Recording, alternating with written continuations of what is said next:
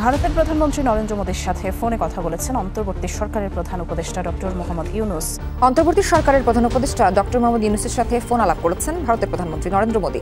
শুক্রবার ফোন আলাপ হয় এই দুই নেতার মধ্যে।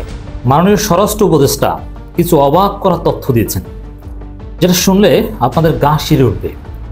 হাসিনা যে কতটা ভয়ঙ্কর ছিল, কি ঘটিয়েছে, আমরা যা কল্পনা করেছি কল্পনার চাইতেও বেশি কিছু। এবং আরেকটা সুখবর, আওয়ামী লীগের বিরুদ্ধে কঠিন পদক্ষেপ শুরু হতে যাচ্ছে। অন্তর্বর্তী সরকারের প্রধান উপদেষ্টা ডক্টর মোহাম্মদ ইউনুসের সঙ্গে ভারতের প্রধানমন্ত্রী নরেন্দ্র মোদীর ফোনালাপ হয়েছে। ভারতের প্রধানমন্ত্রী নরেন্দ্র মোদীর সাথে ফোনে কথা বলেছেন অন্তর্বর্তীকালীন সরকারের প্রধান উপদেষ্টা ডক্টর মোহাম্মদ ইউনুস। রাষ্ট্রপতি শাহাবুদ্দিনকে সরতেই হচ্ছে, সরে যেতেই হচ্ছে, তাকে পদত্যাগ করতেই হবে। এখন প্রশ্ন হচ্ছে যে কোন প্রক্রিয়ায় তিনি পদত্যাগ করবেন, সাংবিধানিক বিধিবিধানের মধ্যে থেকে। কয়েকজন উচ্চ পদস্থ সেনাবাহিনীর কর্মকর্তা, পুলিশ কর্মকর্তা, র্যাব কর্মকর্তারা মানুষের কণ্ঠ চেপে ধরেছিল। আপনারা সাংবাদিক বাংলাদেশ নিয়ে ভারতের অভিযোগের বিরুদ্ধে স্পষ্ট ও কড়া জবাব দিয়েছে যুক্তরাষ্ট্র। বিএনপির মহাসচিব মির্জা ফখরুল ইসলাম আলমগীর বলেছেন, দেশ এক ফ্যাসিবাদ থেকে মুক্ত হয়েছে, সজাগ থাকতে হবে যাতে নব্য ফ্যাসিবাদ তৈরি না হয়। ভারতে বসে শেখ হাসিনা ষড়যন্ত্র করছেন এবং যে কোনো সময় সুযোগ নিতে পারেন বলেও মন্তব্য করেন তিনি। দর্শক, বাংলাদেশের যে বর্তমান রাজনৈতিক প্রেক্ষাপট এবং বাংলাদেশের যে বর্তমান পরিস্থিতি, তারই আলোকে আপনাদের সামনে বেশ কিছু গুরুত্বপূর্ণ ভিডিও নিয়ে হাজির হয়েছি, যার কিছুটা অংশবিশেষ আপনি ভিডিওর শুরুতেই দেখেছেন। তো দর্শক মণ্ডলী, ভিডিওর শুরুটা দেখেই কিন্তু আপনি বুঝতে পেরেছেন যে আজকের নিউজটা ঠিক কতটা গুরুত্বপূর্ণ হতে চলেছে এবং ঠিক কোন দিকটাকে ইঙ্গিত করছে।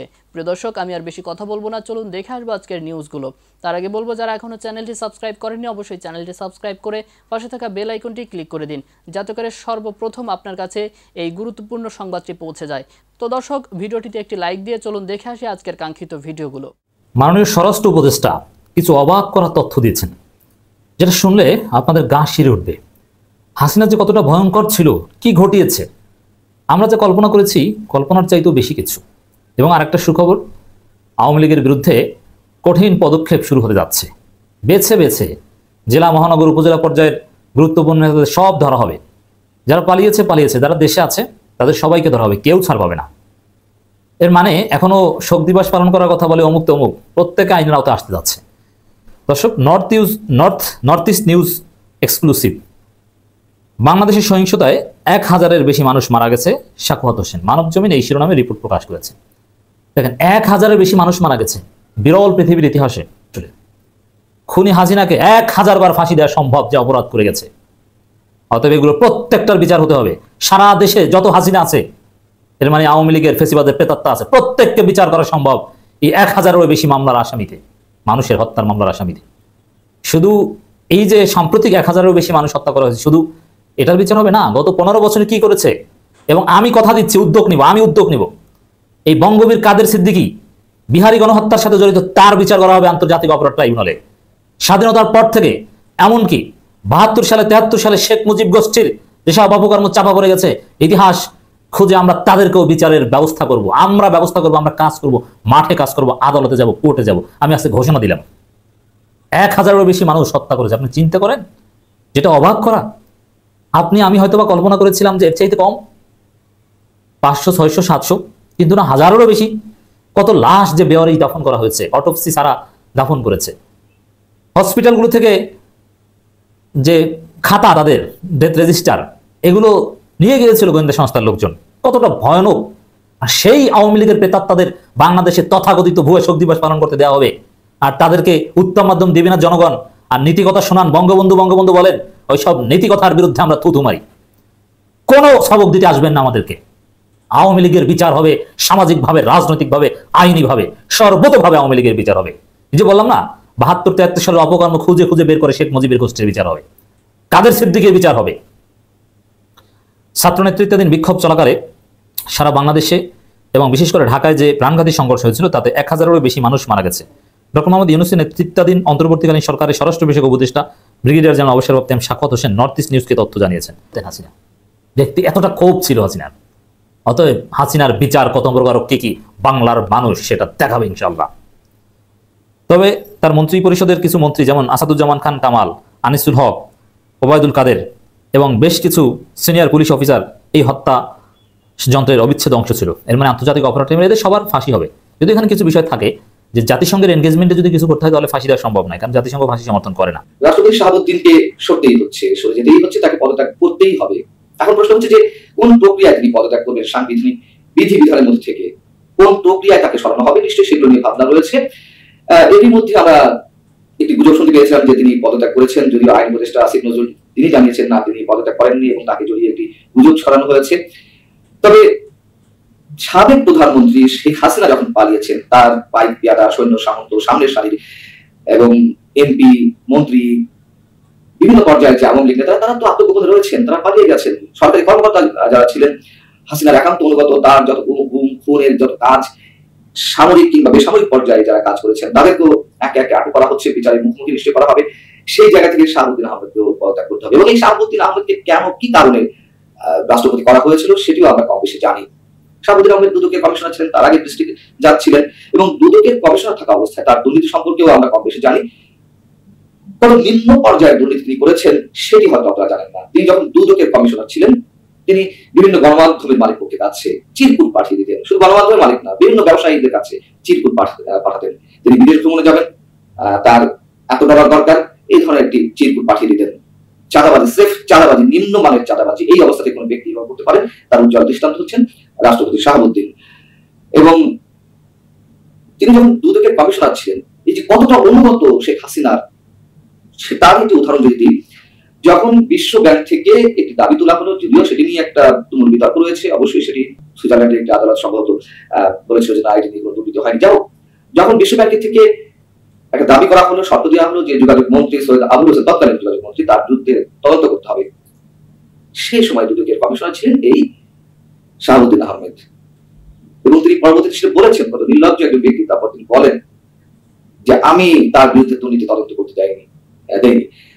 আচ্ছা, সৈয়দ আবুল হোসেন সৎ হতেই পারেন, আবার কোন কোন সৎ ব্যক্তির বিরুদ্ধে অভিযোগ উঠতেই পারে, সেটা তো তদন্ত হওয়া দরকার। তিনি তদন্তই করতে দেননি।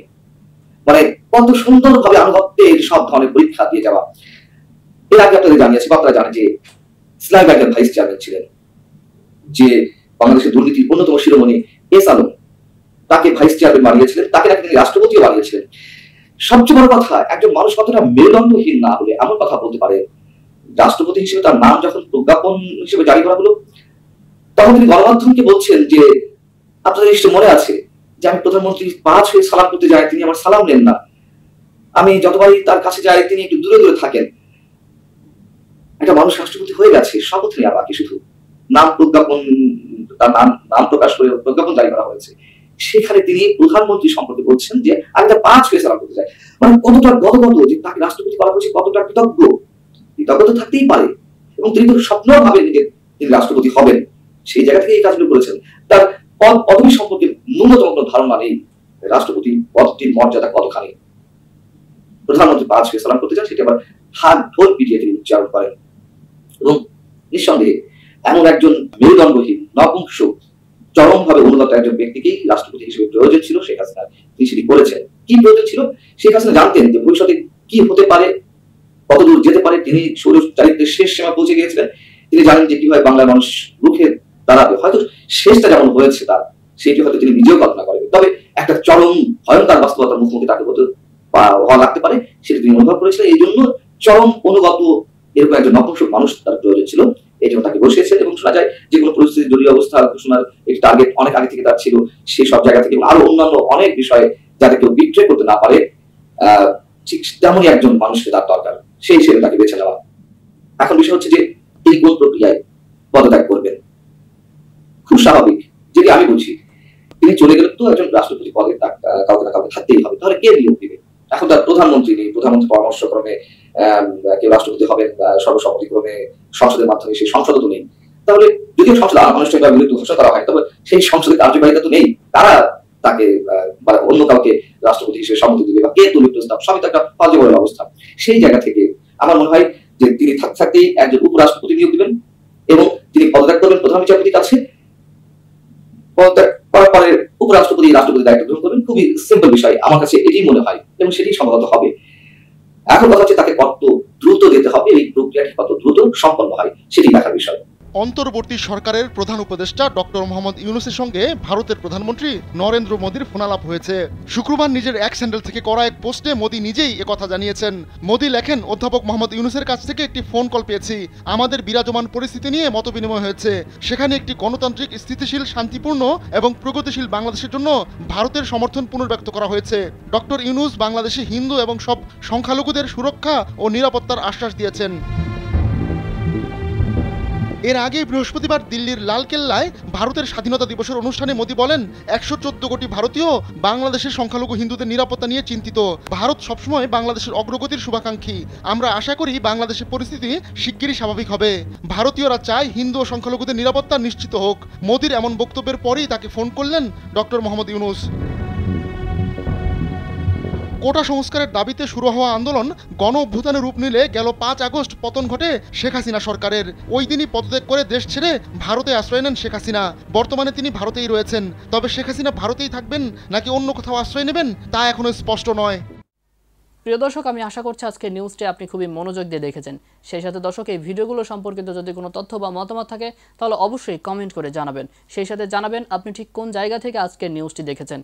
এতক্ষণ সাথে থাকার জন্য ধন্যবাদ। নিউজটি শেষ করছি এখানেই। ফিরছি আগামী ভিডিওতে নতুন কোনো টপিক নিয়ে। আল্লাহ হাফেজ।